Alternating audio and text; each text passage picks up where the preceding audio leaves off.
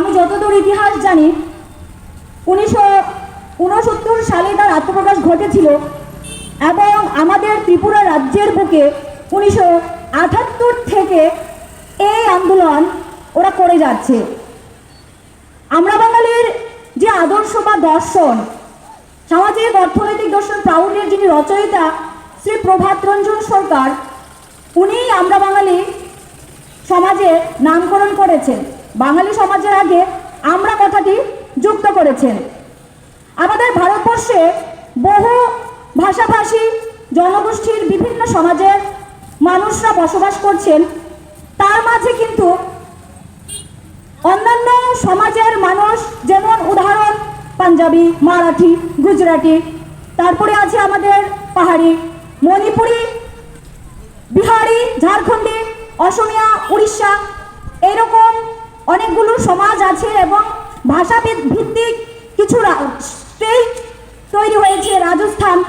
রাজস্থানী ভাষা, মারাঠি ভাষায় মহারাষ্ট্র, এরকম ভাষা ভিত্তিক তামিলনাড়ু থেকে শুরু করে কর্ণাটকি ভাষা, তো ভাষা ভিত্তিক অনেকগুলো রাজ্যও হয়েছে। একমাত্র আমরা দেখলাম যে ওই ভাষাভাষীর উপর বেস করে আমাদের স্বাধীনতার পরে ভারতবর্ষের যে রাজ্যগুলো যুক্ত হয়েছে এবং সেগুলোর যে নামকরণ হয়েছে, তার মধ্য থেকে আমরা লক্ষ্য করেছি যে একমাত্র অন্যান্য ভাষাভাষী জনগোষ্ঠীর মানুষের বাঙালি সমাজের মানুষের মতো কোনো সমস্যা নেই। বাঙালি সমাজের মানুষ, তাদের মূল সমস্যাই হচ্ছে তারা স্বাধীনতার বলি, অর্থাৎ অখণ্ড বাংলাকে ভাগ করে অখণ্ড ভারতকে খণ্ড খণ্ড করা হয়েছিল।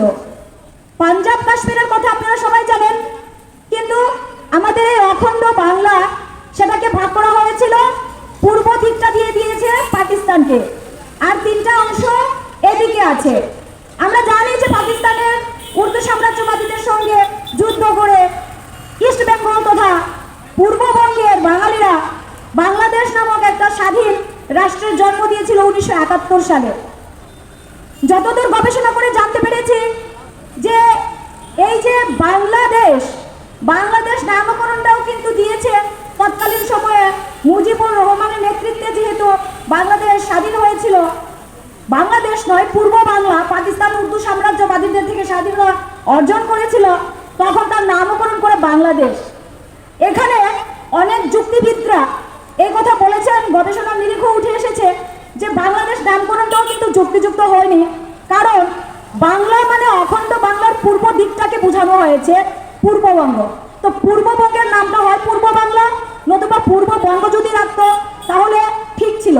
এটা গবেষকদের মতামত, আমার কাছেও সেটাই বিজ্ঞান ভিত্তিক মনে হয়েছে, যেহেতু ওইটা একটা পূর্ব অংশ অখণ্ড বাংলার।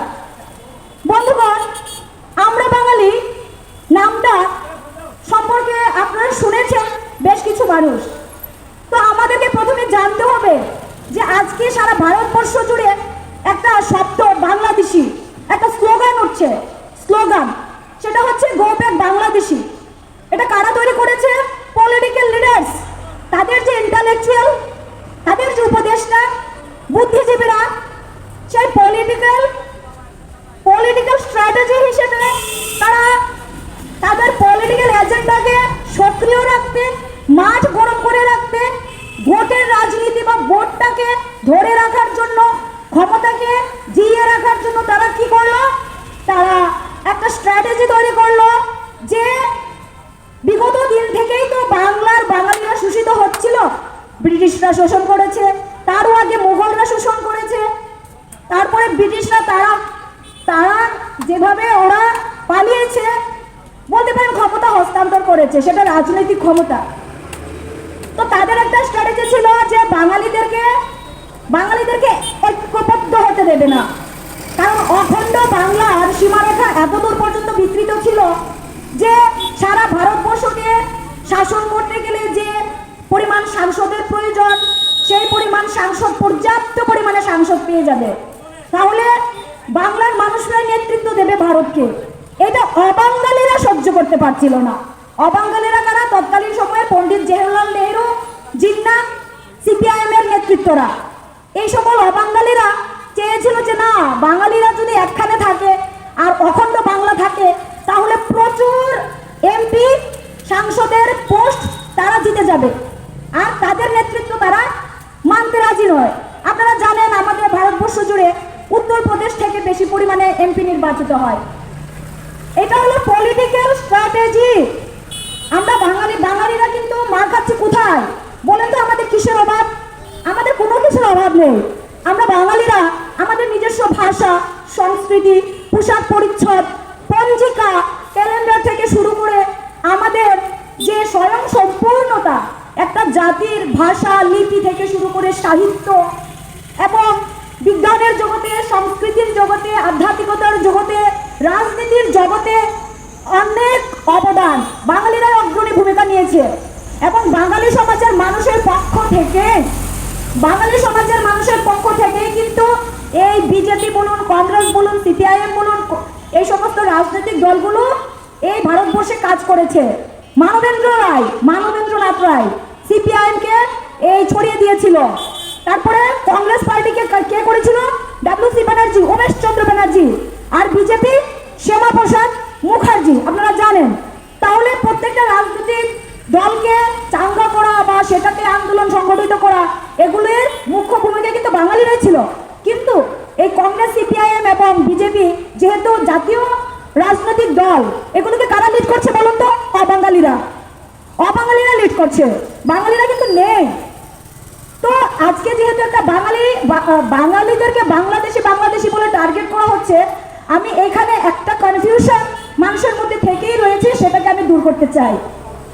বলতে চাই যে আসলে এই যে বাঙালি মানে কারা বাঙালি কাদেরকে বলবো আমরা? বাঙালি হচ্ছে এমন একটা জনগোষ্ঠী, এই যে বাংলার অঞ্চল, সেটা তো আপনারা স্বীকার করেন। বাংলার অঞ্চল যে আছে সেটা তো আপনারা স্বীকার করেন। আপনি যদি ধরেন পশ্চিমবঙ্গ, উত্তরবঙ্গ, দক্ষিণবঙ্গ, সেই সঙ্গে পূর্ববঙ্গ, এই চারটা বঙ্গ নিয়ে কিন্তু একটা অখণ্ড বাংলা। এবং এই অঞ্চলে বসবাসকারী জনগোষ্ঠীর পরিচয় বাঙালি। কারা বাঙালি? যারা বাংলার সীমারেখা তথা বাঙালি অধ্যুষিত অঞ্চল, এই অঞ্চলের ভিতরে যে মানুষরা বসবাস করে তাদের পরিচয় বাঙালি। খুবই সহজ উদাহরণ, আমরা যারা ভারতবর্ষে বিভিন্ন রাজ্যের মানুষ বসবাস করি, আমরা যখন ইংল্যান্ডে যাব, অস্ট্রেলিয়াতে যাব, তখন আমরা কি বলবো? আমরা ইন্ডিয়ান, তাই তো? আমরা যেমন বিভিন্ন রাজ্যের মানুষ, ইন্ডিয়াতে আমাদের পরিচয় আমরা ভারতীয়, ঠিক তেমনি বাংলার অঞ্চলে বসবাসকারী মানুষের পরিচয় বাঙালি। এবার এইটুকু বোঝাতে পারলাম। এবার এই বাঙালি জনগোষ্ঠীটা, এই যে সৃষ্টি হলো, জন্ম হলো এখানকার মানুষগুলা, বাঙালি নামক মানুষ যে তাদের যে জন্ম হলো এই বাংলার অঞ্চলে, এরা আসলে কারা? এখানে আমি বিজ্ঞানটা বলে দিচ্ছি।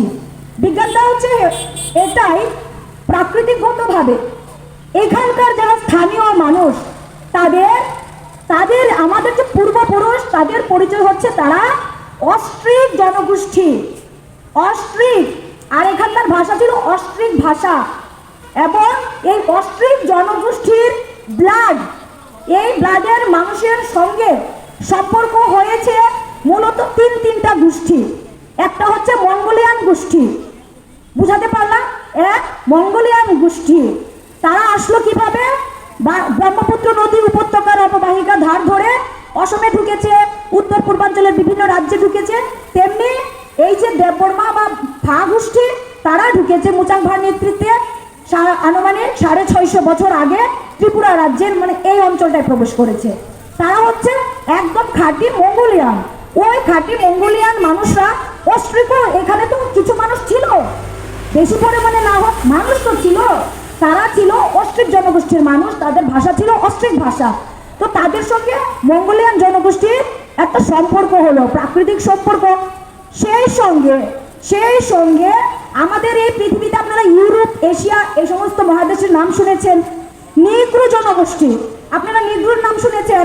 নিগ্রোরা দেখতে কালো হয়। বাঙালিরা কিন্তু কালো, ফর্সা এবং মাঝারি রঙের, মানুষ, শ্যামলা, বিভিন্ন কালারের আমরা রঙের মানুষ আমরা দেখি বাঙালিদের মধ্যে। কেন?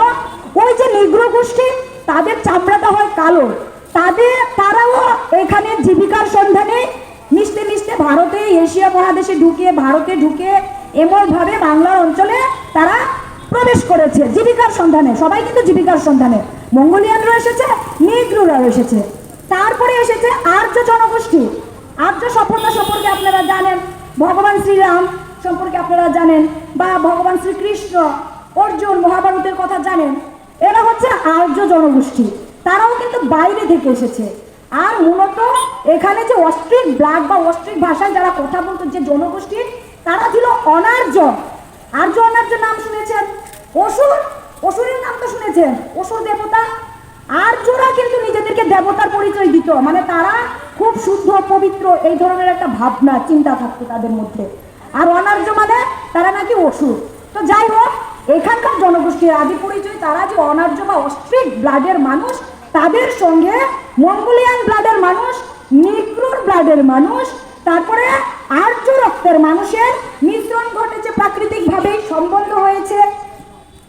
তার মানে ওইভাবে মিশ্রিত হওয়ার ফলে যে সন্তানগুলো জন্ম নিয়েছে এই বাংলার অঞ্চলে, তাদের পরিচয় হচ্ছে বাঙালি নামক সংকর জনগোষ্ঠী। বাঙালি হচ্ছে একটা হাইব্রিড জনগোষ্ঠীর নাম। বুঝাতে পেরেছি? আপনারা জীবন বিজ্ঞানে পড়েছেন হাইব্রিডাইজেশন। আপনারা কিন্তু যেমন গরুর ক্ষেত্রে, ছাগলের ক্ষেত্রে আপনারা কিন্তু হাইব্রিডাইজেশন করান। এবং কৃষি কাজেও কিন্তু হাইব্রিডাইজেশন হয় ভালো ফল উৎপাদনের জন্য, ভালো ফসল উৎপাদনের জন্য, ভালো দুধ পাওয়ার জন্য গরুর মধ্যে সংকর প্রজাতির গরু আপনারা তৈরি করতে দেখেছেন।